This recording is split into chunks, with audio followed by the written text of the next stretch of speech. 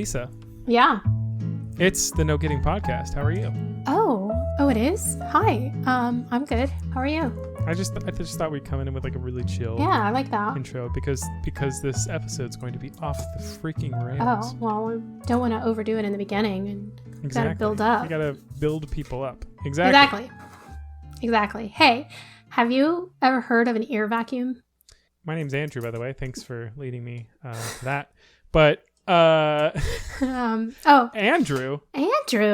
My name is Andrew's heard of a ear vacuum. Lisa will explain ear vacuum for those of you that don't know what it is.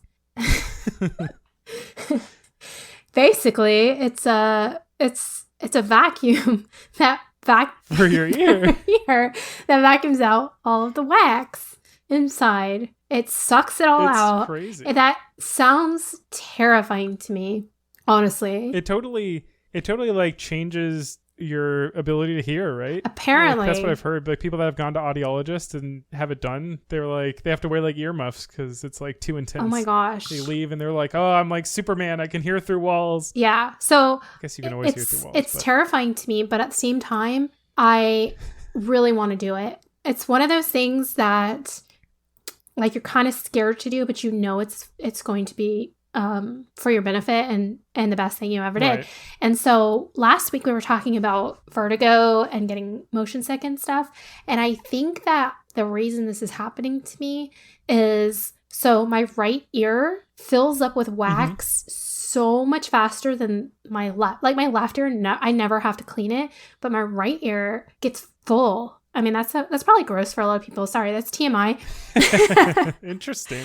That is so bizarre, though. Yeah. Why? I don't know. So what's wrong with you? I'm a freak. Okay. And it's really annoying.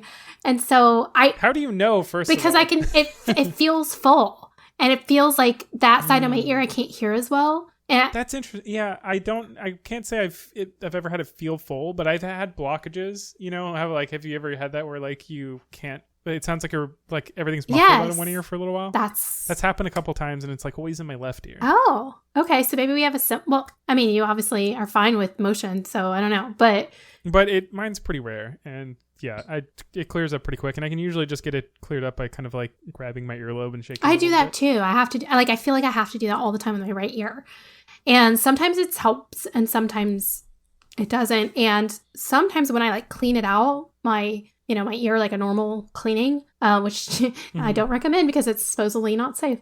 They're like never even show a Q-tip to your ear. If your ear sees a Q-tip, your eardrum is bursting. Right. Well, I mean, I'm sure if it's super full, it probably isn't good because it pushes more and it gets compacted. I don't know. But anyway. And apparently like the fibers get in there and so it like makes it worse. I don't know. So, but I do have an actual like ear cleaner that I bought for this purpose. And it's basically like flushes it with hot water and some kind of solution to help like make the wax more liquidy and will come out more. Then you just lay there on your side until it all drains out. But I notice a huge difference. Like you said, like you go from thinking you can hear normal to realizing you were deaf on that side of your ear for like the last month or whatever. So wait, so it's not a vacuum though, right? No. Like it's just a regular like little swab. Right. Yeah. It's like a at-home thing. I don't know. Kit. Yeah. It's not a vacuum, so it doesn't suck anything. It's just interesting. Yeah. Okay. So, but then Mom was telling me that I think she went and did this. She was telling me about it. She's like, yeah. She went and did it. Yeah. And I like, it just sounds amazing. It sounds like something I have to do. And I'm wondering if it's like, if it's contributing to that like motion sickness. Maybe if my ear's full or not equalized, that it's throwing me off or something. I don't know. However, I will say that probably like 4 or 5 times in my life, I've had really bad vertigo for an entire day. And I realized it was because, I mean, a doctor told me it was because I had the crystals in your ear get dislodged. They like float around in this fluid in your ear. And if they, crystals. I know. So I was telling this to Mike because I was explaining this exact scenario to him. And he's like, You're crazy. There's not crystals in your ear. You're talking like a woo-woo person. Do you mean like there's some fictitious crystal in your ear? I don't know. He was making fun of right. Like my chakra isn't aligned yes, in my ear. Yeah. He's like, what? So your chakra? My seventh dome is shattered. And I was like, Mercury is receding. But I guess a lot of people don't know this. And the only reason I know this is because the doctor told me about it. Yeah, actually, it sounds familiar the more I think about it. But yeah, so there are crystals in your ear that float around in this fluid that's in your ear. And normally they're in place. But every now and then, something dislodges them and they get out of place. And when that happens, it's the worst vertigo. It's horrible. It's nonstop until you can get those crystals back in place. And get those crystals back in place, Lisa. It's hard to do because you have to do all these exercises where you lay on one side and then you flip on your back and then you roll back up really fast and you do it over and over again until it works. And while you're sick and you're feeling super dizzy. It sounds like you're doing one of those games where they sell them at like Barnes and Noble. It's like a little square and it has a ball bearing in it, but there's a maze and you gotta like spin it all around so that the ball bearing goes into the right hole. That's what I am. I'm like a big. But you're the square. I'm the square. And the crystals are the ball bearing, and your ear is the maze. It's awful. It's awful. I don't recommend it to anybody. So if that's ever happened to you guys listening, let us know if there's anything that you can do to relieve it other than these exercises, or what exercises you do that help, because usually the exercises work eventually, but it takes like an entire day of doing it multiple times a day until it finally works. And it's miserable because you don't want to be flipping all over the place when you're already motion sick or dizzy and stuff. So anyway, it's miserable, but I haven't had that in a while, so thankfully, knock on wood. Have you ever heard this? So people say, knock on wood, fingers crossed, hold your thumb. And I've never heard that before. I haven't heard that specific sequence of rituals, but I have heard of chains of things that you're supposed to do to like make it stick. What is hold your thumb? Like, what is that? You gotta hold your thumb. That's obviously what you gotta do last. I've just never heard that before. I'm like, okay. Cross your heart, hope to die. I have heard that, yeah. Why you gotta hope to die? Yeah. Huh? What's that about? Yeah, what is that about? That's terrible. Yeah. Anyway. Yeah, that's really interesting. I know, but it's a new one for me. Yeah. So you were talking. Have you? Go ahead. Hang on. Have you seen those the videos online though? Like, okay, I'm gonna start with. Have you seen like pimple popping videos online?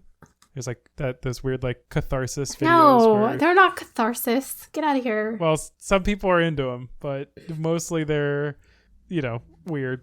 They're weird videos of like people popping their well, sometimes they're pimples, but also there's like whole genres of dermatologists, like doctors popping people's pimples, and even like opening abscesses and all sorts of stuff. Anyways, there is adjacent to that genre, or I guess it's in the same genre, but it's like adjacent to those videos, is ear vacuuming videos. Like there's a whole genre of people that love to like watch people get their ear vacuumed out. What? There's some that are like the craziest, like I guess the most popular videos are the ones that have like crazy stuff come out, like people like suck out a crayon or something. Ew, what? There's all sorts, like there's ones that really out of your ear. Yeah. Oh my god. like all sorts of weird stuff, or like stuff that's like clumped up, or like pieces of paper and like whatever. I don't know. That I actually might get into. I could see myself liking something like that. Yeah, I could tell you about one video I saw that would steer you away. Oh. Don't worry, it's fine. Just jump into those videos. There's always that one video that's like, oh, okay, I've gone too far. Who am I? What have I become? I'll lighten it up a little bit. They found a bug in his ear. Well, Ew. You know what's crazy though about that is I've heard there's like a crazy statistic of how many spiders are found in people's ears. It's like pretty. Is this like the statistic that you swallow 7 spiders? I don't know. Or something like that? I don't know. Let me see. Like some crazy statistic that's let me see. Yeah. Okay.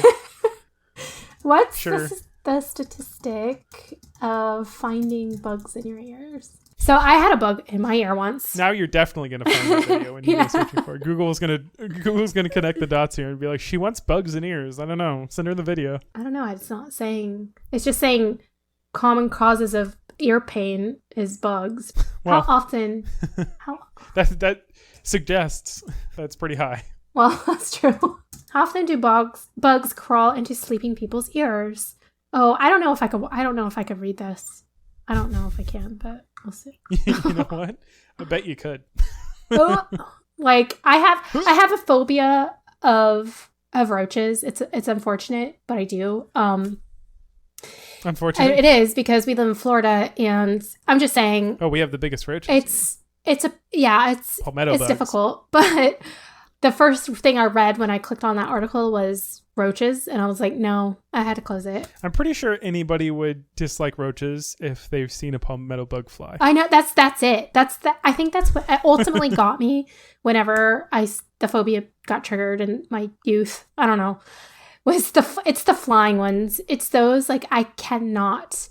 I don't, and I think that's why I've developed this sort of animosity towards my lovely lubber grasshoppers that live in the area. Lubers. I love lubers. So listen, it's that time of year again. I've seen multiple of those this past week.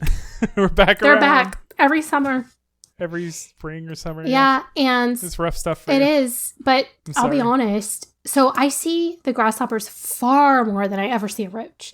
So I think I think I am starting to get desensitized a little bit to. Oh, you're microdosing lubers. the lubers, because now I will never get close to one. Well, I would never say never, but I don't get full on appalled when I see one. I think because I'm kind of I expect it every summer, so I'm just like, oh. And it's also been kind of nice that I've lived through the life cycle of these grasshoppers.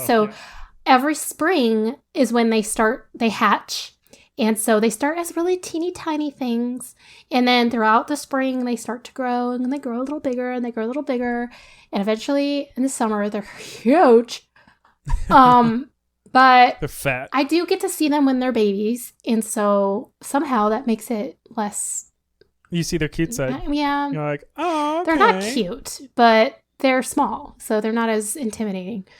One time, you remember our father's office? Yeah. The one, the glass sliding door. It was, for those who don't know, it was a repurposed house. He just ran his firm out of out of residential / commercial area.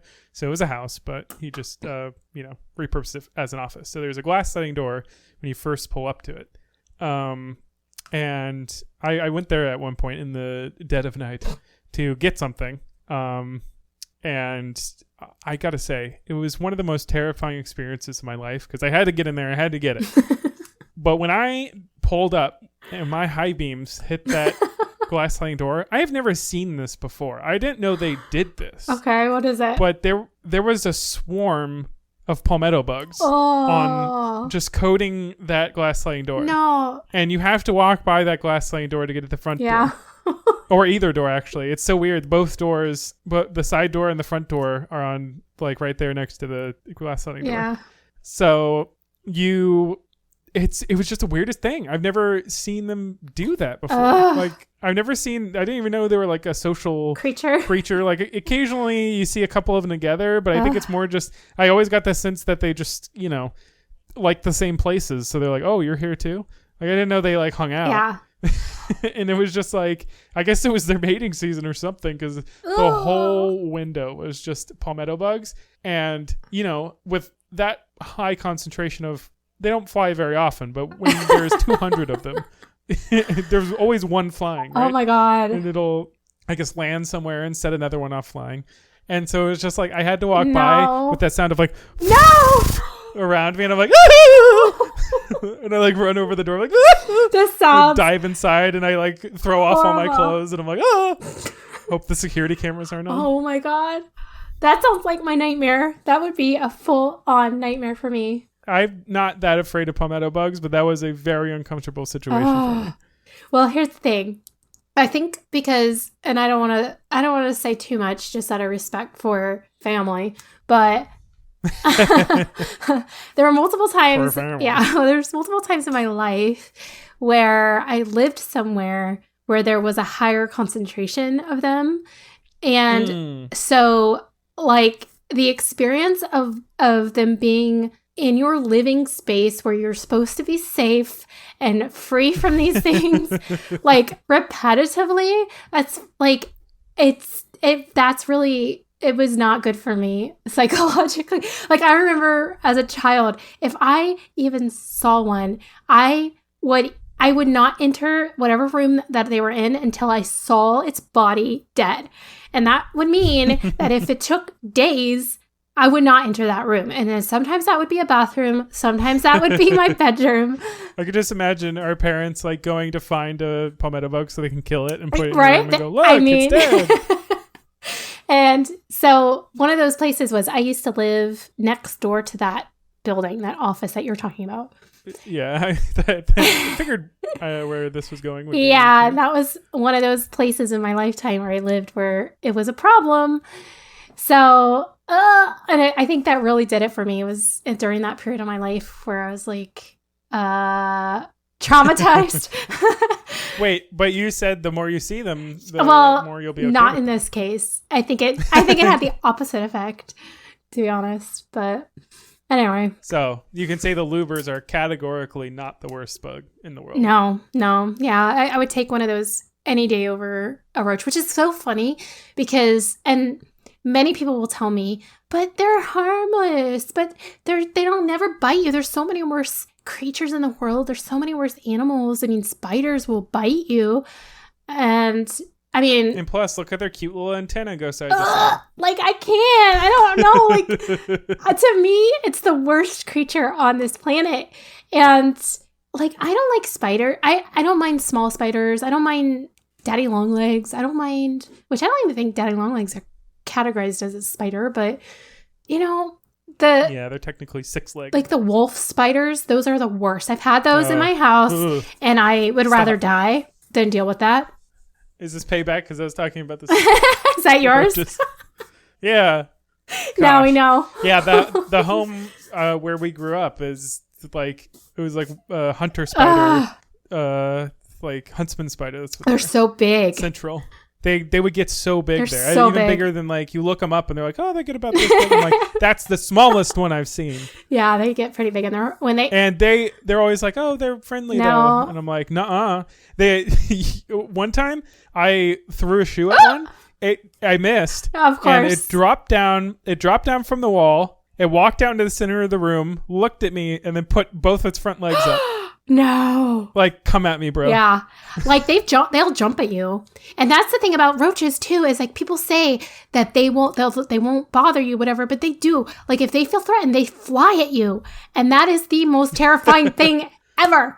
I'm sorry. Like, yeah, they're like, escape, and they can't really aim, so they'll likely land on your face. Oh my God. I'm like, let's change the subject. I can't continue this at all. Anywho. I've been saying anywho today. It's the first time in my life. Today? Yeah, I don't know. Specifically? Just today.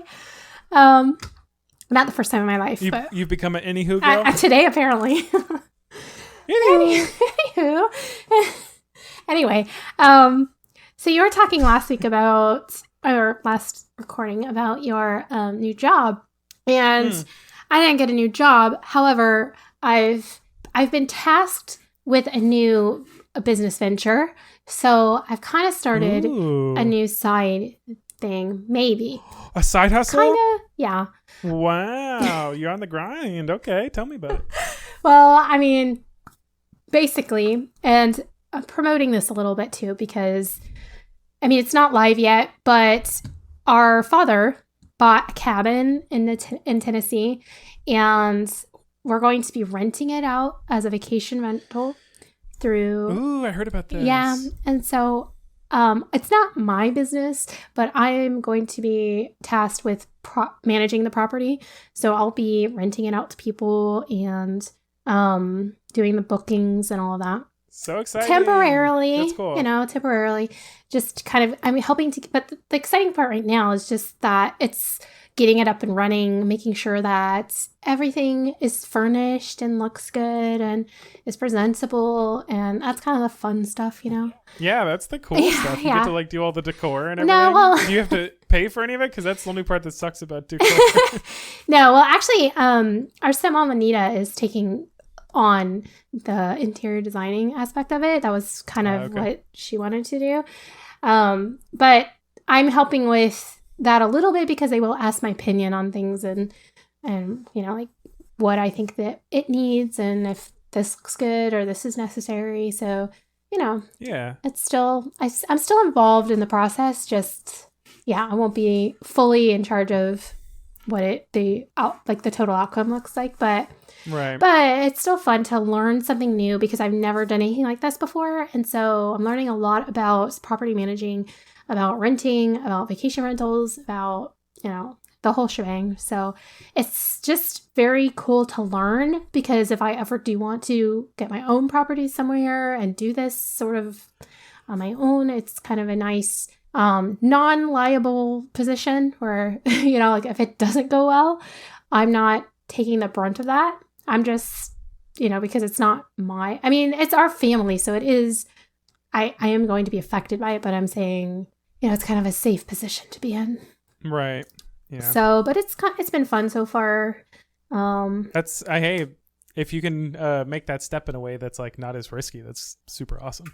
Because, if you get that experience and stuff, I feel like just kind of real estate and that sort of like Airbnb and rental and also renting is just like super lucrative if you can work it out. That's kind of what I went up there for a business trip or whatever to talk to the realtor and get information about local team members, like a cleaner and a maintenance guy and all of that, and just kind of learn the process of how to manage everything online.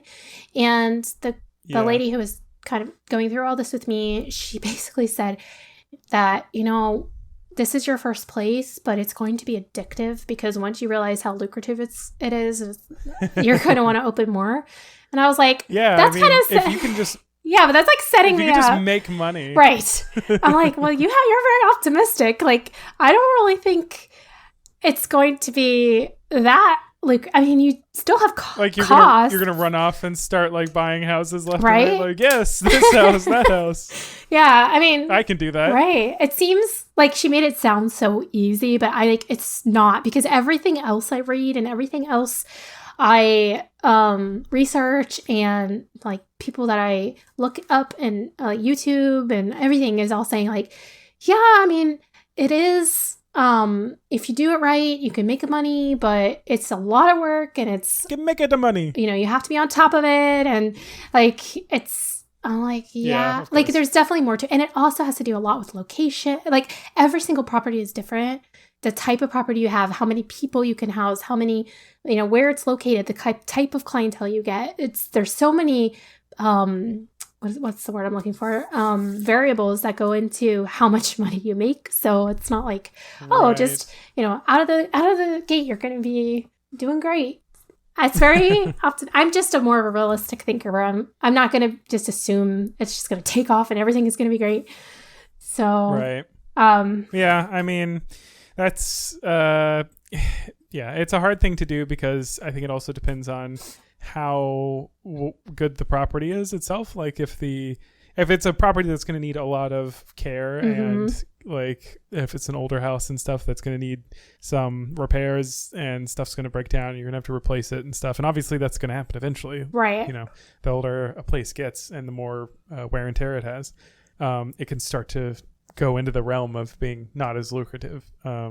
But I think, if you can do it right, like the ability to set up, like you said, like if you can get it worked out just right, where you just have a house essentially paying for itself, where you have the system down and you have the people that go check up on it. You have the maintenance guy that takes care of the issues as they arise. And it's just a house that's paying its own mortgage essentially. And you're getting all that equity just like growing in the background. Like, yeah, especially once you pay off. Oh, yeah, if you pay off and then you're still renting it, then and then you're still renting, and then it's just going straight into your pocket, and you have an asset like a house that you can just sell. Yeah. Like if like money gets tight or whatever, selling a whole house is a pretty good way to get back some money. So. This is true. The thing about it being a vacation rental is that, and it being up north kind of, I mean, it's in Tennessee where it doesn't necessarily snow the way it snows anywhere else. It's very mild snow, very mild winters. However, it is right near the Smoky Mountains, and a lot of the Smoky Mountains close during the winter, different seasons. So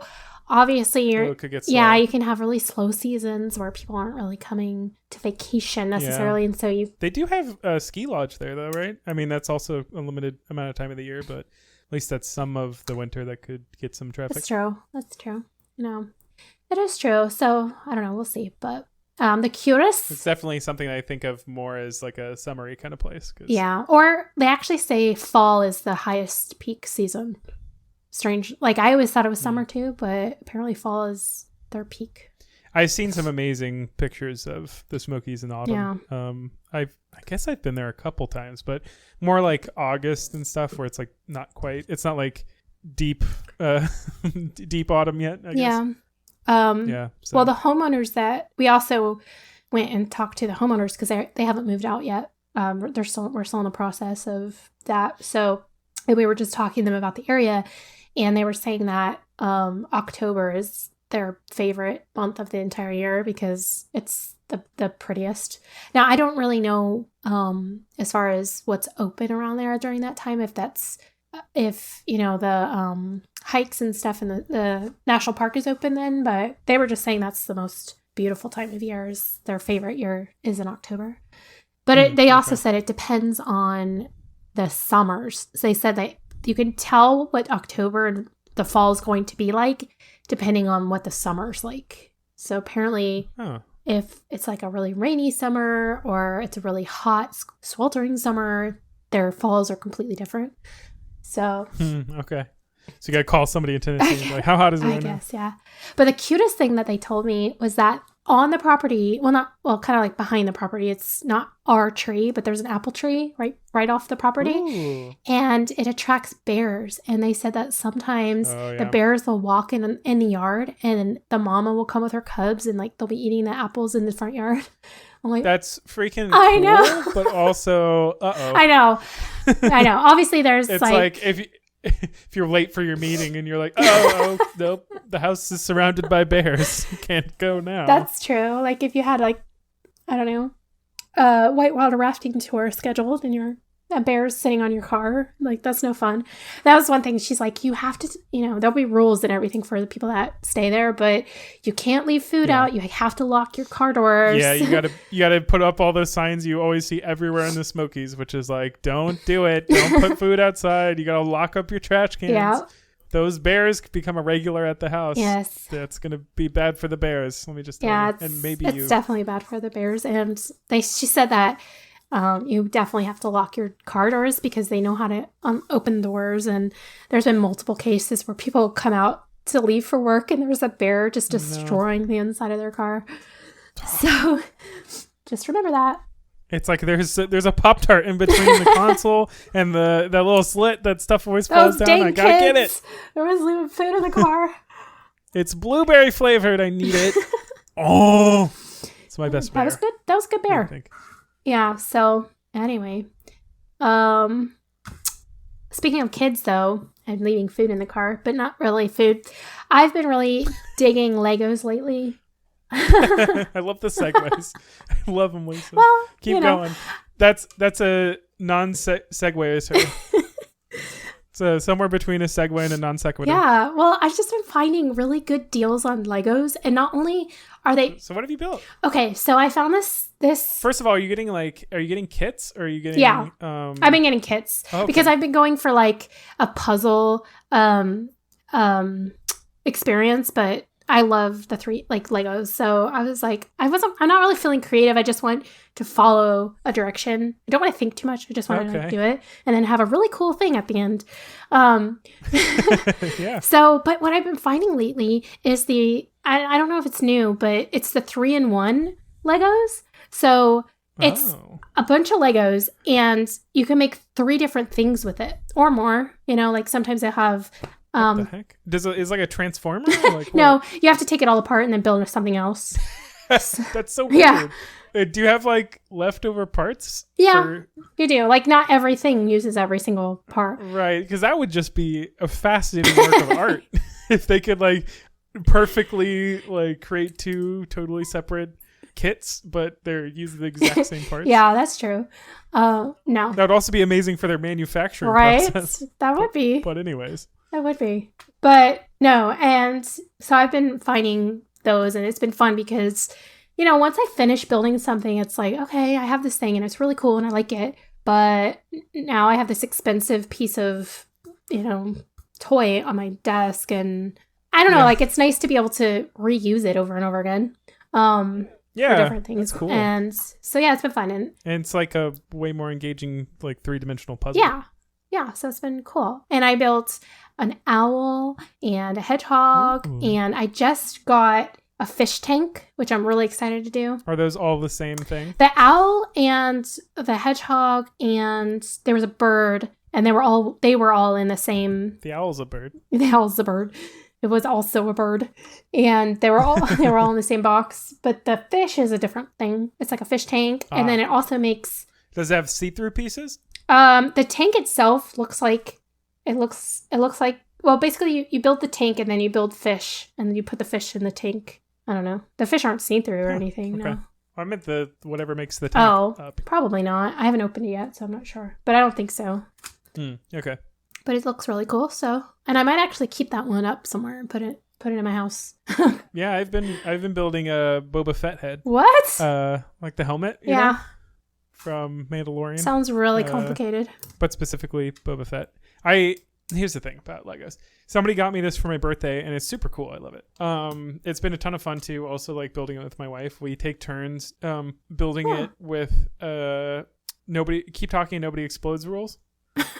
Have you played that game? It's like a bomb defusal game. I don't think so. Where one person has the instructions and the other person has to like follow the instructions, but they can't see the instructions. Oh, so you have to kind of trust you have to have good communication skills. Right. It's a second level of communication. Okay. So that sounds fun. It's like, and it is, it's like, hey, okay, so find a yellow square, a 2x1 yellow square, and stick it on top of the long, fat 2x3 red brick, but do it so that one of the spaces is hanging off of the left if you're looking at it from the long ways edge. It's like you have to be like really descriptive. Oh my gosh. It's super fun. Yeah. And yeah, it's almost we're like halfway through it again. Well, it's I guess the first step, because it comes in a bunch of different bags, so they're each labeled like 1 through 5, and we're through 3 of the bags, but the first one did most of the work. I think like it kind of built like the majority of it. Now it's more like all the details are smaller pieces, so they take more time. Oh, okay. But something that's like super weird about Legos that I kind of love for the building process, but it also like it doesn't make any sense. Especially at least with this kit. I haven't built like a ton of Lego kits. I've obviously like played with Legos, but more like the freeform kind. And as a kit, like they have you build stuff in super weird way. Like this helmet has so many like weird constructs within it that I know you never will see because they just get covered up. But it's just like they use some of the weirdest stuff to like get blocks to like there's certain ones where you know those like the Lego people hands that are like little C's. Yeah. They have blocks that are just like one space and then one of those little C hand things. And then you stick those a couple places and then you stick a couple on another thing and then you join those 2 things together by clipping them both onto like a flagpole looking piece. Like it's just like a smooth like long piece. And then you clip them together and then it like folds down and then it makes like this other thing and then you just end up bricking over that whole thing and never seeing it. It's like, why did they come up with this like really weird like convoluted way to like create that piece when they like everything is blocks, like they don't need to do anything weird. Like they could just like fill it with blocks, you know, like a normal Lego like thing. But I guess they just want to keep it interesting, so they come up with some like really fascinating ways to create some of the structures. Oh, that's cool. And then you just you just block over them and never see it. That part's weird. I have seen online. I've not follow, but I've been watching every now and then. I'll watch like a Lego video of there's people that create crazy Lego just out of, and I don't know where they get these Legos from, because they like, I've never seen just all brown Legos being sold, you know, like it's usually a collective bunch of Legos. Yeah, you can. There's some places like particularly the Legoland where we live, where you can like go into like Lego stores and stuff and be like, I just want brown like 2x4 pieces. Really? That's it. Oh, okay. Give me a bag of those. I didn't think about that, but okay. So yeah, so these people have this kind of stuff. It's like the M&M store. You can do that there too. Oh, true. So that's true. Fair point. That's a ridiculous thing. They all taste the same. I don't understand. No, the green M&M's the sexiest. Sorry, don't cancel me. Oh, you're canceled. That's like not a thing anymore. What was I going to say? Oh yeah. So, and one of the guys, he did that. He used, like you said, those brown arms, and he used just different parts of different people. He even used like brown pants from a person. And he built this basically like a cat. Was it brown? Yeah, it was a cabin. The whole thing was a cabin, and it looked like it was built with these just wood. It was basically his weird connections and stuff made it look like it was built with all these weird wood planks and stuff. And it was. Were they all the same color of brown, or were they like? No, they were all the same color brown. So it was just like the texture. Yeah, it was like made it more 3D texture looking. It was pretty interesting. And he walked through how he made it by connecting all of these random pieces together, and how you can't tell what they are when you're just looking at it unless you take it apart and see, oh, that's like somebody's pants used as like part of, I don't know. It was very interesting. People are very creative. But yeah, that also actually reminded me of something we do in therapy with kids that I see, where we work on their kind of executive functioning skills. And one of the things we do is we tell them, we give them directions on how to draw something. So if they follow the directions correctly, they end up with an actual picture of something drawn, like the head of a dragon, or something else like a horse or a penguin or whatever. But if they don't follow the directions correctly, then obviously it just looks like scribble on the paper. They miss something and they're like, what is this supposed to be? And I'm like, well, you obviously didn't follow the directions. But it's more of like... It's supposed to be your ineptitude. Yeah, but... Do it again. We'll start really simple with just like a circle or a triangle or, things like that. Like go up, draw up to a point and then draw down the opposite way or something like that. But then it builds and builds and builds to something more complicated. But it was interesting because that's very similar to that. But yeah. But speaking of kids, I have another thing. So another thing we've been doing lately, I've actually been doing this with Caleb. Caleb is our nephew. I've been sending him like a picture of one of the pages in this book to see if he can decipher it. And I don't know if you've ever read it, but it's CDB by William Steig. And CBD oil? CDB. CDB. That sounds like one of those like personality codes. Oh, okay. Well, basically, I don't know. What is it? It's basically a book that everything is written phonically, but not spelled out. So it's basically just using letters to create sentences. And so you have to try to put the letters together phonetically so that it makes a recognizable sentence. So let me give you an example. Oh, I assume the cover is one. Yeah. Right? So it'd be, what was it? CDB? CDB. I don't know. What would it? CDB. CDB. CDB. See the B. See the B. Right. You're right. So it's like that. Like CDB. If you say it all together, it's C to B. And there's a picture of a boy and a girl, and a boy's pointing at a B. Oh, okay. Yeah. So it's like that. But there's every page in the book is a different, I guess, riddle. I don't know what they'd be called, but fascinating. Yeah. So it's a really hard book to read. Yeah. Well, it's kind of fun because it makes you think, like, what is this? Sure. Anyway, so that's fascinating. Yeah. So how does he do? He's on level 1, we'll say, so far. About. So he's working his way up. Cool. Yeah. That's good. You know what I've been reading? Count Zero. Count Zero. That sounds really boring. Wow. Okay. What are you reading, Lisa? Well, you don't get very far in the book if it's just count Zero. Listen, it's not what I'm reading. It's that I'm true. I'm just really happy that it's kind of funny. I just started this new job, but I immediately took a week off. Because I was, I can't let all that PTO go. No, it was, right after my birthday. So I just wanted to have some time. True. And also it's so chaotic when you're like switching jobs. I was like, calm down. And they were cool with it. It was like when I was first coming on, I was like, would it be cool if like right after I started working, I stopped working? That's funny. But it was so nice. I got like a whole week and I did a whole bunch of stuff, but it was like, I rocketed through this book. It's, I think it's like twice the length of it's a sequel. So it's twice the length of the first one. I really like the first one. And, which isn't saying much. It was just like a 250 page novel. So this one's like 500 pages. And so I got through like half of it just like while also doing a bunch of stuff last week. And it was like such a good feeling because I'm like such a slow reader normally that it takes me like forever to get through books. Like Dune took me forever. Well, like we talked about that. I was reading Dune for like the first half of this podcast. Or all of these podcasts. Yeah, Dune is so thick and it was just nice to get like 200 pages in like in just a couple days. True. I'm still reading it. I'm waiting for the next video book to come out. Video book? Oh, audio? No, just the video. But you mean the movie? Right, the video book. So you're halfway through the video book. So I see. I'll let you know when I finish. Gotcha. Once it's released. Yeah. Do you like your book? I love my book. It is good. It's like it's right up my alley. It's a cyberpunk themed book. Yeah.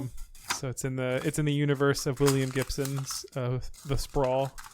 So I enjoy his work. Okay. So it's been good. So and just like having more time to do like catch up and do stuff, not even catch up, like start new things. Because I started this book and then I also started watching ReZero, Starting Life in Another World, which is a popular anime that I've like kind of passed me by. So I was like, I'm going to start this and also catch up on that stuff. True. Which it's interesting. I have something to say about ReZero. Well, maybe it's just like how stuff will sometimes line up in a weird way where you're like trying to find the connection. You're like, somehow these ideas are related even though they don't seem like they are. Mm-hmm.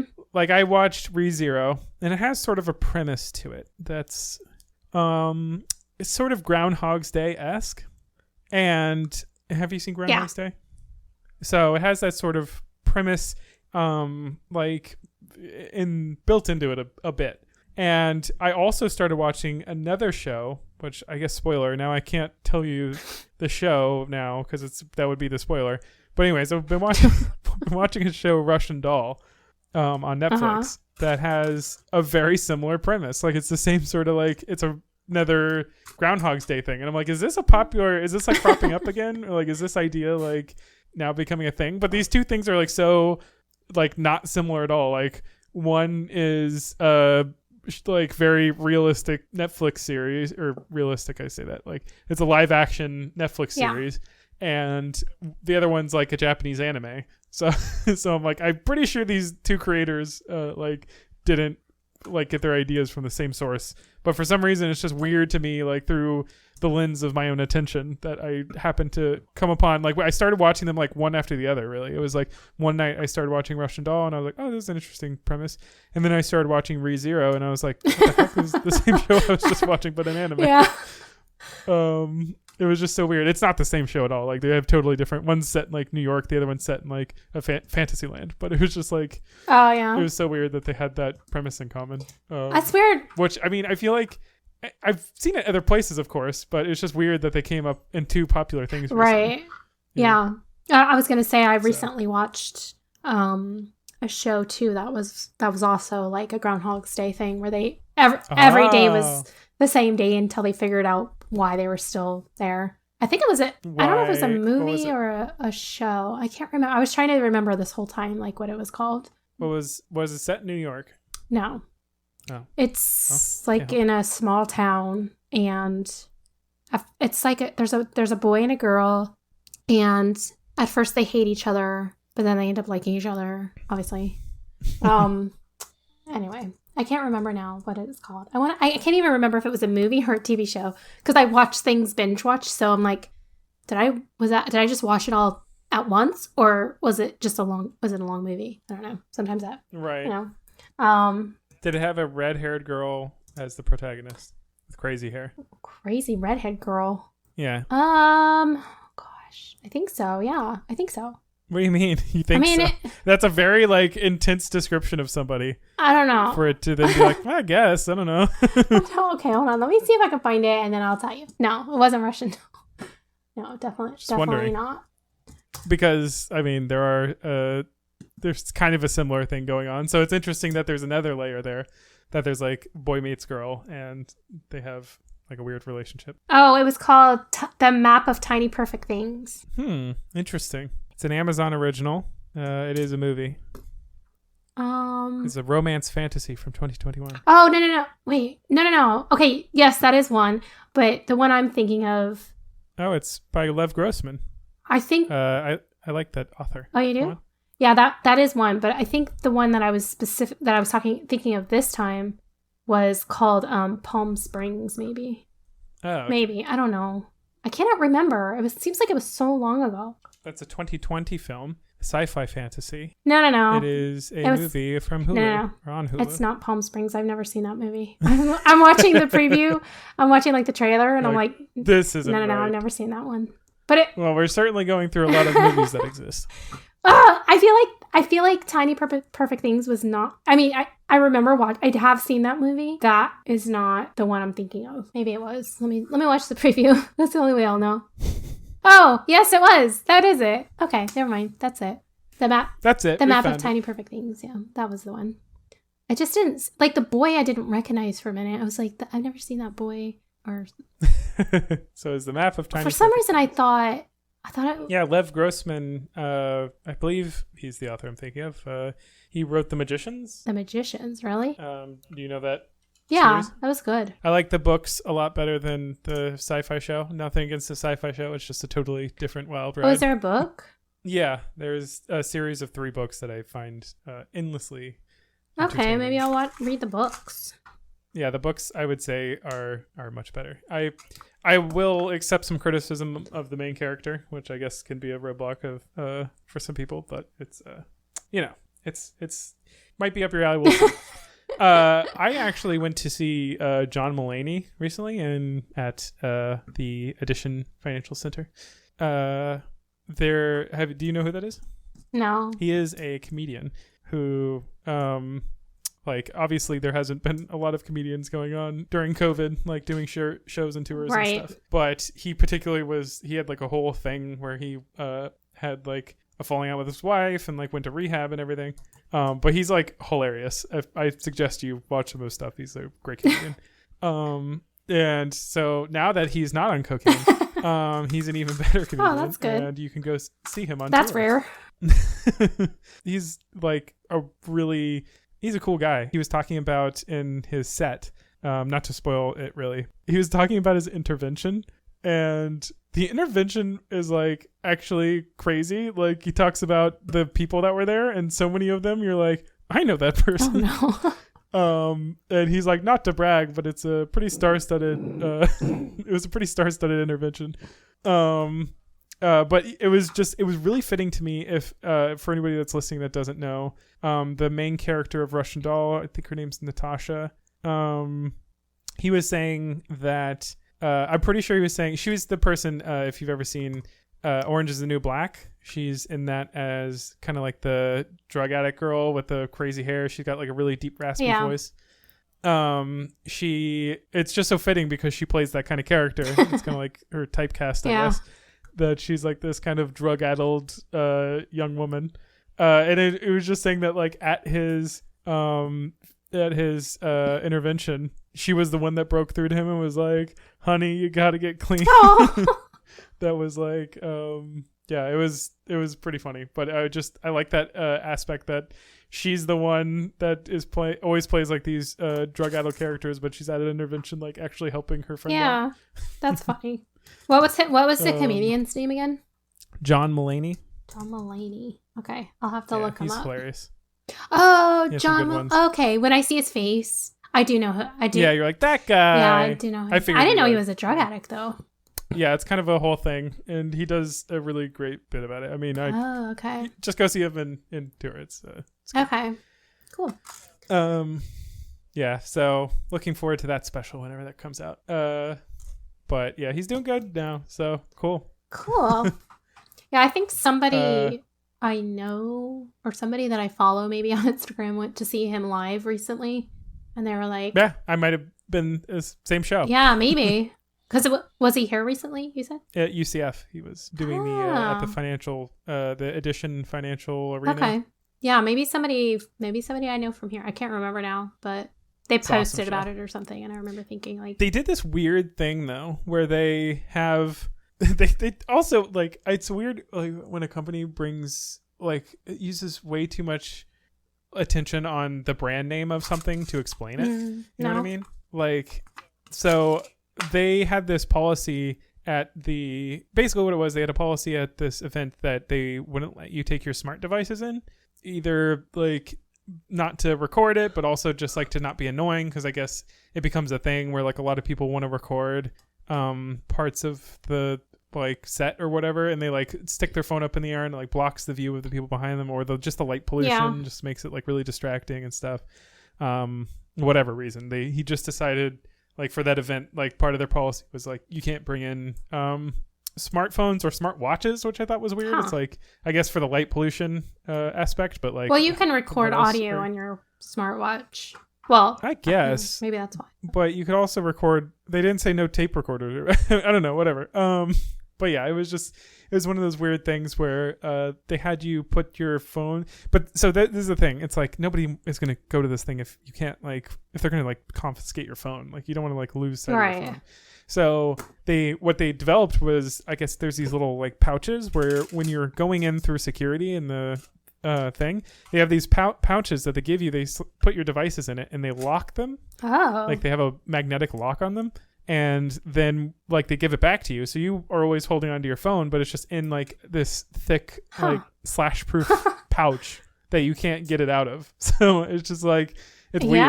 And it's super annoying. Like they had to have people out front with little Post-it notes.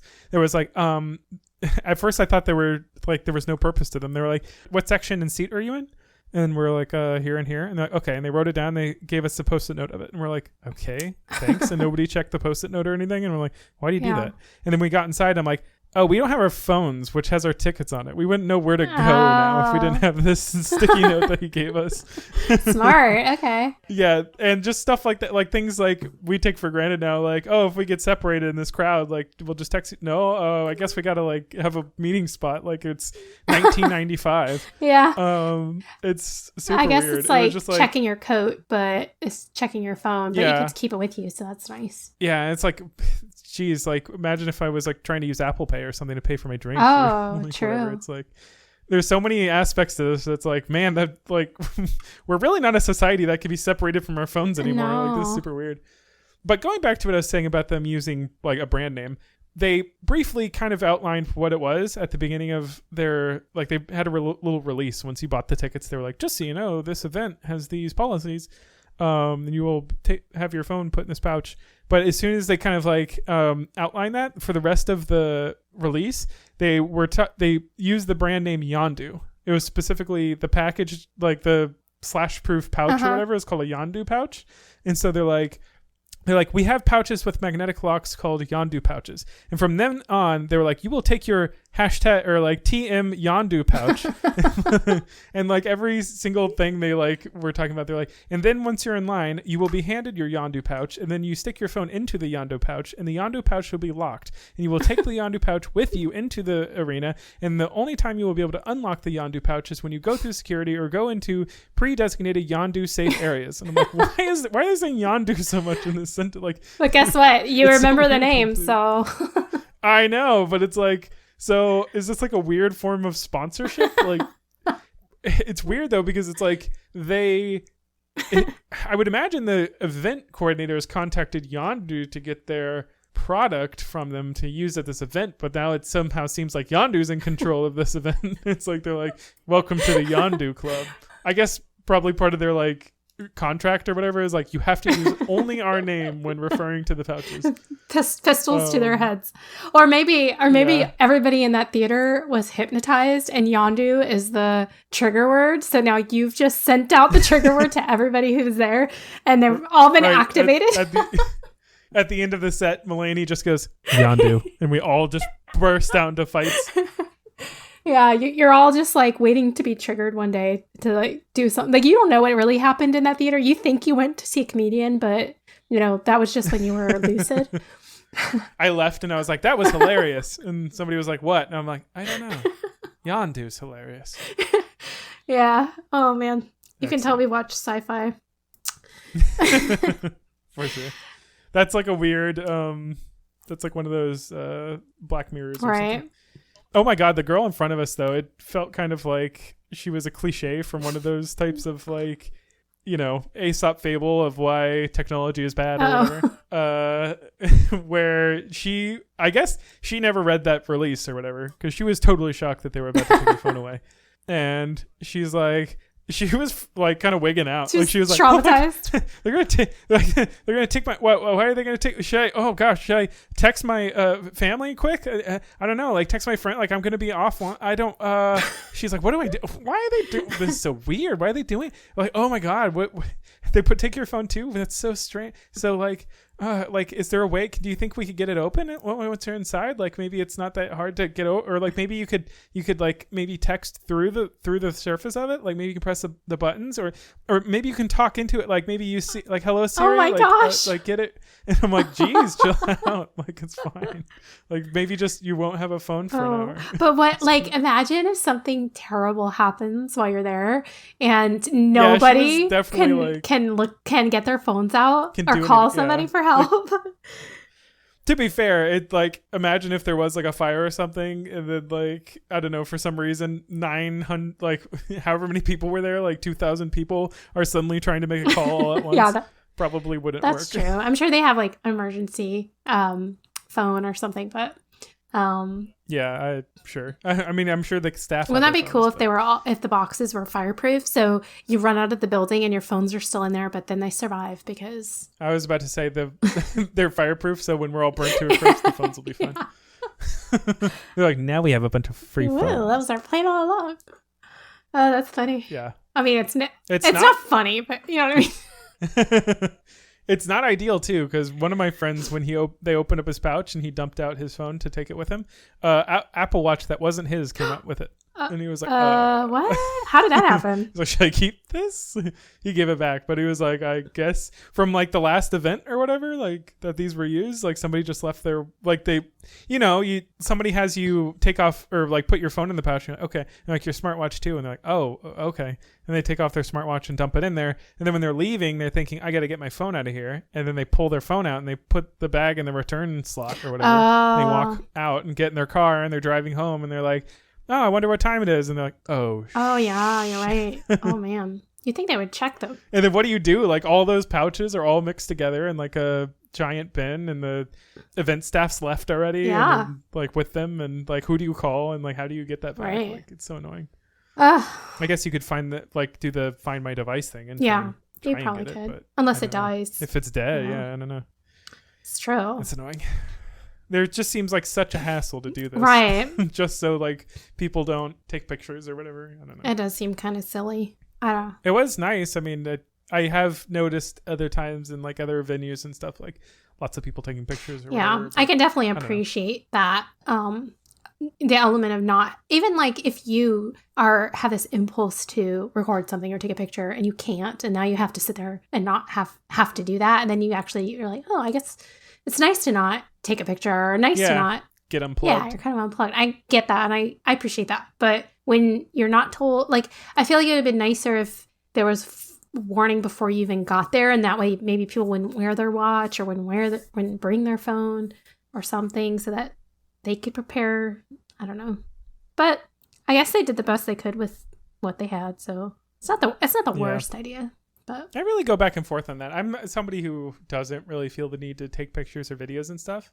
But I gotta admit, like, I appreciate, like, my wife does it a lot more. And it's really cool to have large backlog of history and stuff, like, of being able to go back to a year and see, like, what I was up to and, like, what was going on. It's almost like a form of, like, journaling or something. And I follow a creator, Gavin Free. He's, like, one of the slow-mo guys. If you've heard of them. He has said on a podcast a few times that, like, he grew up, his grandfather had, like, he invested a lot in a camera and wanted to record everything. Like, he was basically always walking around, like, taking recordings and stuff.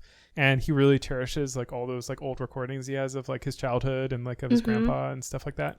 And so that's always inspired him to, like, video everything. And so he actually there's, like, a lot of content that has existed purely because of him, like in some of the other outfits that he kind of is around. Like, he does some other things besides slow-mo guys, and some of those other things, like, occasionally they'll be talking about in their podcast or something crazy that happened to them, and like, we're walking down the street and this random guy, like, ran out, or like, we were throwing this ball around, just messing around, and like, it went right through this window or something. And Gavin will just, like, have the video of it. He's like, I was videoing at the time. And they're like, why? Just because he does that. Like, he just walks around with a video. He just has his phone out all the time and he's, like, recording everything. And so it's kind of fascinating that, like, you kind of have this, like, constant recording of all sorts of stuff. I really feel like I want a solution or something, like some smart glasses or something that will just, like, always on recording, and you, like, at the end of the day, instead of, like, having to be conscious about it and, like, having to take yourself out of that moment. And, like, because I also like the feeling of, like, being unplugged. Like, my current mentality is kind of like, I'd rather, like, live my life than, like, be taking pictures of my life. You know what I mean? I get that. So I feel like I want a middle ground where, like, I have it there, like, some kind of, like, always on recording, and then, like, at the end of the day, maybe I can just scrub through it a little bit and, like, clip out some of the, like, better parts, like little clips of videos of conversations I had, or, like, you know, if I was, like, looking out off the top of a building or something and it was a nice view or something, like, taking a screenshot of that or whatever. Like, I wish that was a technology we leaned more into. I feel like it's weird that we don't do that. We don't really have anything like that. It's kind of strange. Well, I mean, our phones are. We have GoPros, I guess, but nobody just, like, walks around with a GoPro strapped to them all the time. Like, I would look like a freaking weirdo if I just, like, had a head mounted GoPro on. Like, maybe you can wear it on your chest. Yeah, just have, like, a constant chest rig. But then I feel like that would also make people, like, oddly uncomfortable. And I guess that would be, like, a weird boundary, right? To cross if, like, somebody knew you were always recording. Like, how would that change their attitude towards you and stuff? I don't know. Yeah. No, I like your idea of having the glasses, but I wouldn't want it to be recording 24/7 because, like, let's be realistic. At the end of the day, you're not going to scrub that video, and then you're going to have thousands and thousands and thousands of days and hours of videos, and then when you really want to go back and view something, you're like, oh, when was that? Where was that? How am I going to find that? And maybe unless it, like, automatically logged it for you, so that would be easier to go back to. But yeah, my idea is kind of like, I would think it would be a loop recording, so it'd be as much time as you could, but ideally, like, I would say 5 hours would be at, like, the baseline I'd want to shoot for, like, something that could record at 5 hours at a time. And then when you know, if something interesting, say, happens to you, you could, like, tap a button on the side of your glasses and it would save, like, the hour before and the hour after or whatever. I feel like that would be ideal. And then it would be this kind of thing where it's like, okay, you have a little clip that it saves for you. And then you can kind of, like, when you get home, have some kind of easy software to be like, what was the exact moment you want, and kind of trim the ends off. Yeah. And then, like, you click a button and then it just, like, pops it over to a cloud account or something and saves that little video. That's the future. I think that's ideal. Maybe someone will get on that futuristic guy. Because that's like one of those things that I feel like is so cool about like, NVIDIA has a software called Shadowplay. Yeah. And Xbox, I think, was kind of the first one to popularize it. Was they had Xbox record that, where it was always recording. It had a looped recording of, like, 5 minutes. And if you ever were in a video game or something and you got, like, that sweet headshot, like 360 no scope, bro. Oh my God. You could go, instead of yelling, "Mom, get the camera," you would yell, "Xbox, record that." and it would just record the last 5 minutes of gameplay footage. So then you could go in and like trim it down and like post it to xbox.com or whatever. And then NVIDIA started doing that for PC gaming. So I have it on my computer right now where it just constantly loop records whatever's going on my screen. And then if like I'm playing a game or something, or even if I'm doing anything, like I have it running all the time. If something happens on my computer and I want to show somebody, I can't be like, dang it, I wasn't recording. Like I can just hit a hotkey and it'll save like the last 5 minutes of whatever was happening on my computer. Yeah, it's super helpful. I've used it like all the time. And even when like, even if you're not gaming and stuff, and even if you don't think you'll use it that often, like that moment when you wish you had it, like it's too late. Right? Yeah. You can't be like, oh, well, I wish I had installed that. It's just like nice to have it there. And then you can be like, tap, and just tap a key. And then it's like, you have it right. saved. I know. It's true. And I feel the same way. And I get like heat for this sometimes, especially with Mike, who doesn't really understand it. It's very similar to you. And I get where he's coming from too, in the sense of like, why are you videoing this? Why are you taking a picture of this? Why can't you just remember it and it always be your memory and your memory? But I personally have a terrible memory for things like that. And also, like, especially on vacations and stuff, I always take videos during my vacations and then I put them together in like a compilation, or I try to, and it is, well, like he'll say, well, why do you do that? Why don't you just remember the vacation? And I can't tell you how many times I've gone back to vacations I've taken 5 or 6 years ago. I completely forget about things that happened or places that I went or whatever. But when I'm watching the video, I'm like, oh yeah, I went there. That was so cool. Or yeah, it's like this weird like inflow of nostalgia. It is. And but he specifically would say, like the other day we were watching a video of Petra. It's a guy who actually recorded his entire walkthrough of the area, and I think it's like a 5-hour video, but and anyway, he gets to like the structures and the carvings and stuff, and and then Mike made a comment and said, well, yeah, so if you were there, why take a picture of it? You could just look, like nowadays, there's no reason to take a video or a picture of anything because it's already online. So if you ever really wanted to I was saying, but when you take a picture of it, it's your perspective, it's your memory. It's like when you look back at that picture, that was the time when I was there, and it just brings back the memories of that moment. He could not understand like what I was trying to say. So I was like, I guess it's just different strokes for different folks kind of thing. But I personally can't remember everything. To be fair, it is super cool that everything's like, there's kind of a picture of everything. And like, especially like Google Maps and Street View and stuff. There is stuff that like on the Oculus, you can drop yourself in a location and like where they've done like 3D images or even like high resolution videos. Like I was just in one of their like demos just on the dashboard for Oculus. Like I just clicked on it to like test out the resolution of video and stuff, video playback, and it was just like a little tour of Paris. Yeah, and it was so crazy to be like I was in my room, but suddenly I was in Paris, and I was like standing on the sidewalk, and people were like walking around me, and I was looking just like up at the Notre Dame. What is the building from the Hunchback of Notre Dame that burnt down? The chapel or the that place. And it was super cool to see it like there all of a sudden, and I was just like in my room, and that's super cool. But there is also an aspect to being there in person, and having your own personal experience. Like the time I was there, like from my perspective, kind of like like I was kind of making that argument too, because he's like, you don't really have to travel anywhere because you could just turn on the TV and watch it in 4K. And I was like, well, that's really cool and everything. And I do go, like when I'm doing my gym and stuff, I have the videos where you can follow the trails in different countries and do different hikes and stuff. And it's really cool. And I'm so glad they have that. But there's just there is a different element when you're there. And he's like, it's the annoyance of having to travel all the way there and all the people and like all the negative things. And I was like, well, yeah, there's that too. But one. It's like all he's saying is correct, but it's also wrong. Yeah, but it's just different when you're seeing. And also he was like, well, there's really no reason to take any photos because since 1950s they've had photos of all these places. But then again, I'm like, yes, but things change. Like if you take a picture of a building in 1950, it's not going to look the same in 2020 or 2022 or whatever, like.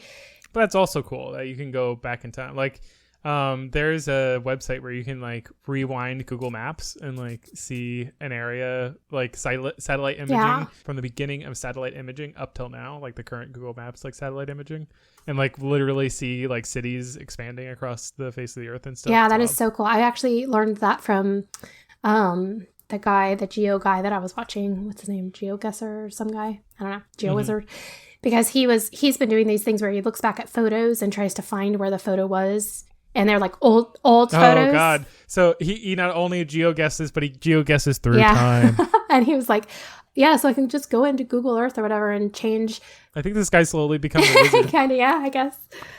But yeah, I totally, there's only a few people that vlog that I watch, maybe like 3 total, and I've learned through them that they even talk about it, like how there's been times in their lives where they thought about giving up vlogging, and like it does become too much of their life sometimes, and maybe they do it way more than they need to, but they do always look back at the times where they look at their old videos and are so grateful that they filmed during that time, because they have that to go back to and look at. It'll forever be there for them to, and like for people who haven't done that, it's just not that it's lost in time, but the reality gets skewed over time. So your perception of what that time was like is probably different than what it really was like. So it's nice. And I mean, it's just a weird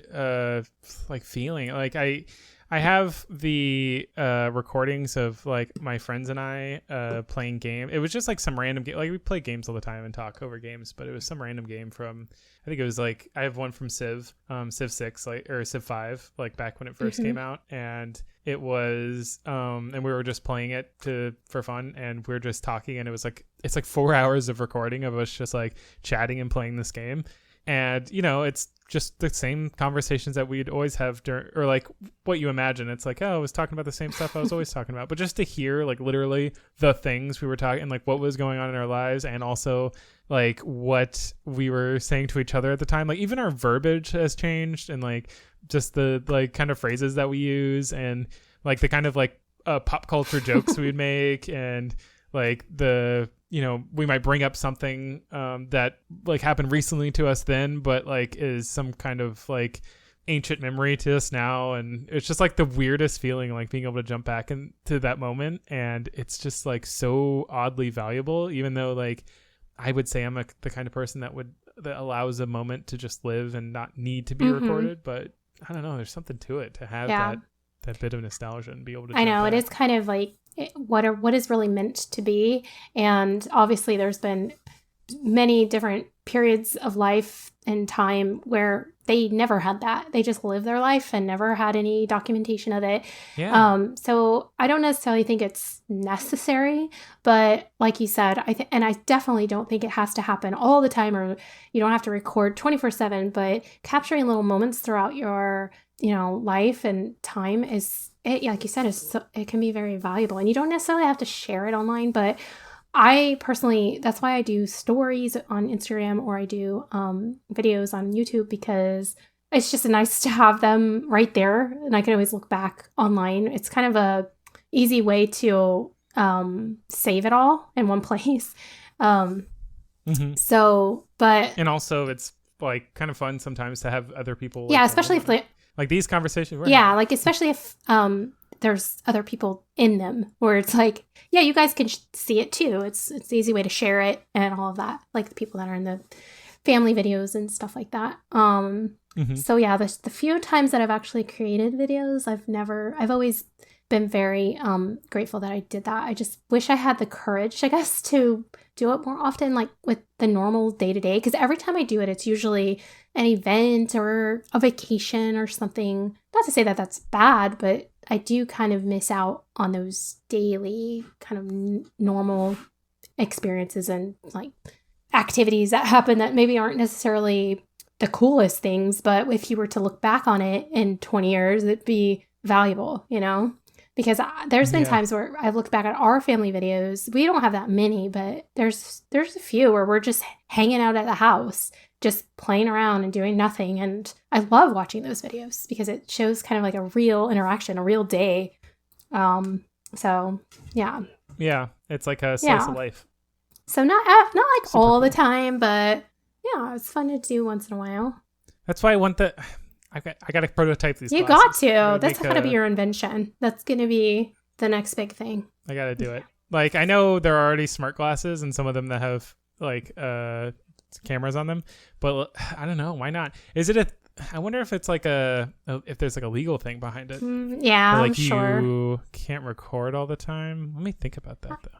You can't record. Well, if you're in public. There's laws against. Yeah, in public, there's no laws against it. It would, I guess, be if you went onto a private property that said you can't record. Yeah. But then just like have a button to turn off. I don't know. I guess some people would forget, but then also, would it be that big of a deal? Like, how many people are going into like high security facilities that are gonna like be wearing like all the time recording glasses and not think about that? Like if you're the kind of person that has like a high security job or something, like, you're gonna obviously have the presence of mind to like, well, maybe it could be like the glasses themselves are obvious in terms of it's making it obvious to people that you're recording, so it's not like a secret thing where, I mean, it'd be cool if it wasn't, because then you don't want to be like a nerd walking around with with a big old like, look, I have a camera on my face. But I mean, like maybe. And then also there is kind of the thing where, like I said, it would shift the way people interact with you if they just were constantly aware of this camera pointing in their face, you know? Yeah, like, definitely for some people it would. But so, there was Snapchat glasses. I forgot about those. I do. They had like those vending machine glasses. Oh, maybe I can find one of those on like eBay. And yeah. There has to be a reason why it went dead, though. I feel like I feel like I keep coming back to like legality or something. I guess maybe there might be incentive for people to use it like kind of like a spy cam and like maybe do like some naughty stuff with it. But that's true. But they sell tons of like spy cams and stuff on like actually meant for that stuff on like Amazon. Like you can go and get like little button cameras that are like the size of your pinky nail and like stick them anywhere. That's I don't see why like the glasses would be a problem. So maybe not. I don't know. That's weird. Yeah. Maybe people just don't want to have to buy smart glasses. Maybe that's just. Or maybe they just weren't cool enough. And like I said, I thought the Snapchat ones looked. Oh really? Slick. Let me from my memory. Let me think. I vaguely remember them being weird, but maybe. Well, yeah, they were kind of like, you know, they're trying to be like chic and bold, so they're kind of like a statement piece. Like, so they're not going to be like a casual thing you put on every day. But can you still buy them? Yeah, they're kind of cool. They're like not super normal looking. Like they are definitely like these are cameras. But that, I mean, that's more to your point that it would telegraph that you're recording something. But they look like normal glasses. Kind of. Yeah. I mean, not like they're not like absurd. They don't look like you're wearing some kind of like crazy like phone on your face kind of. Yeah, like the Spectacles 2. Nico, I think it's Nico or Nico. It says water-resistant polarized camera glasses made by Snapchat, 60 frames per second. Oh, can you buy these? Yeah, it's $200.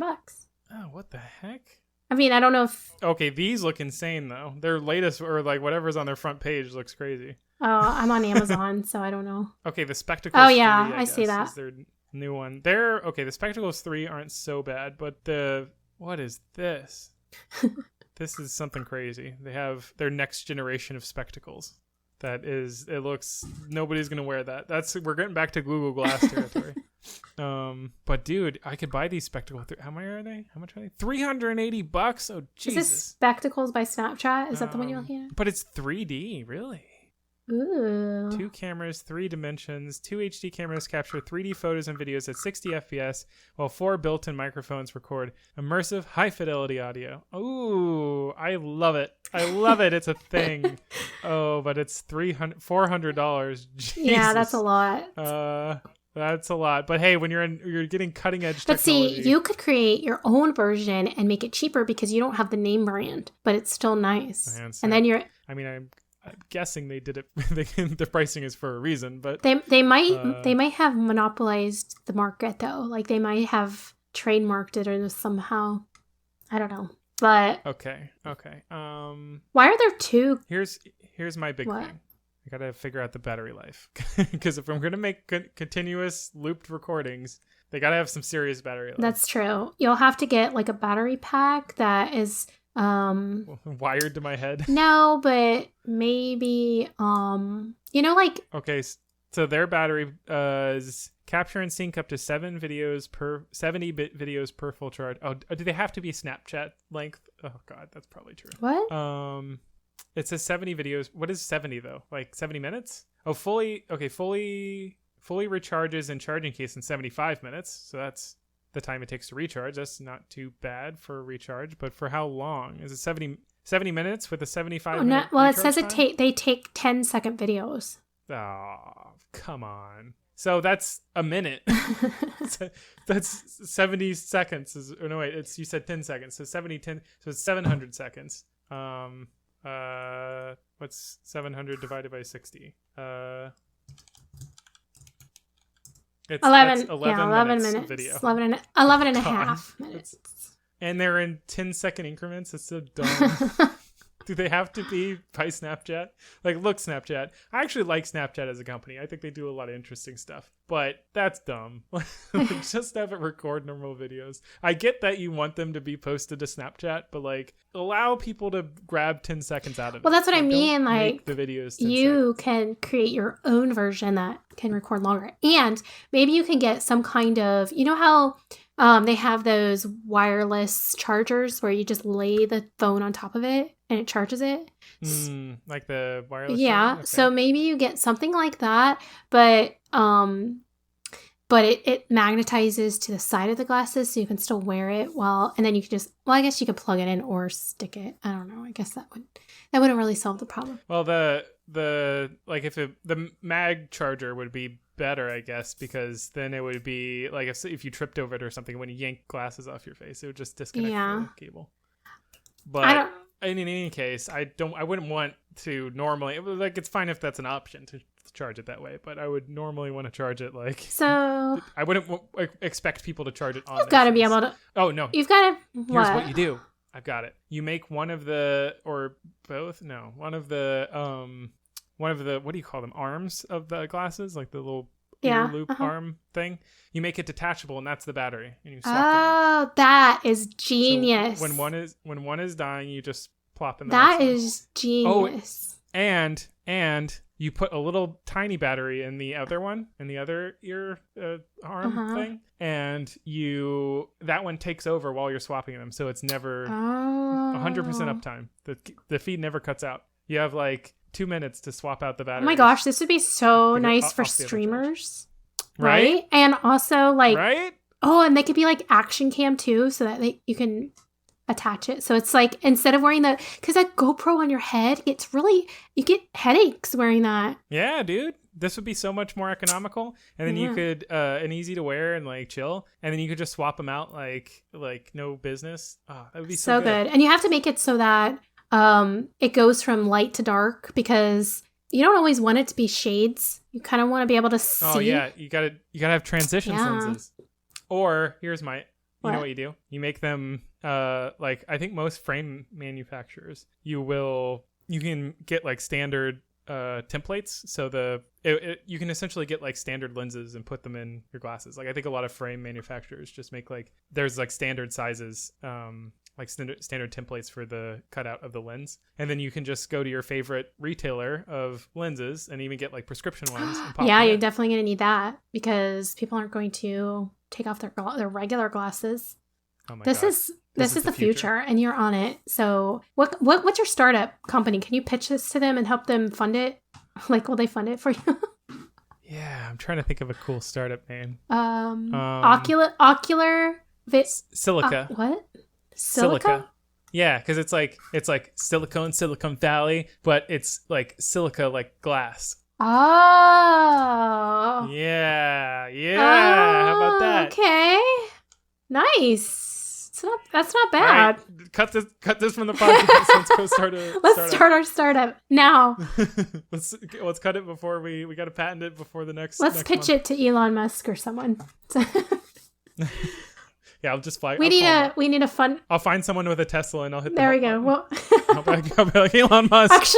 Actually, right now he's responding to every single person who tweets him on Twitter. So every single one. Supposedly. That can't possibly work. But anyway, we would need funding for this because it doesn't sound like it's a cheap venture. All right, I'll prototype it and then we'll get pricing and then we'll figure out what kind of VCs we need to. Very cool. I'm on it. I'm in for it, and then we'll make a Netflix series. Silica, the Silicon Valley Crusher. the rise and fall, and then rise again. I've been seeing this on YouTube a lot, like the rise and fall of like whatever, but it's always the rise and fall and then rise again. Like they always. Oh, there's got to be ups and downs. You got to have the full wave. Nobody wants to do one bell curve. You got to have at least multiple highs. So anyway, Lisa, we're going to learn again. Well, it's because we never talk anymore. We always have to. And once I know, once we we're kind of slow in the beginning, and then once we get going, it's like, oh, the next thing. So yeah, we'll have to pick this up again soon. Yes, stay tuned, audience, about our news about our startup. That's right. Keep the faith. Hey, just if you we'll start a Patreon if we ever do launch this thing, and if you're excited about it, as excited as we are, let's do it. Well, all right, cool. All about it. All right, guys, remember our old tune. We'll be back soon. Hey, that's pretty good. And when we're in the distance, you'll hear this whispered tune. So long, very well, big cheerio, we'll be back soon. All right, so we have to get a PCB manufacturer. We need to have a 3D printer for prototyping frames. Then we need to contact like lens manufacturers to see if there's standard templates available. And then we need to get some video codec and streaming like hardware and miniaturize. I love you, bye-bye.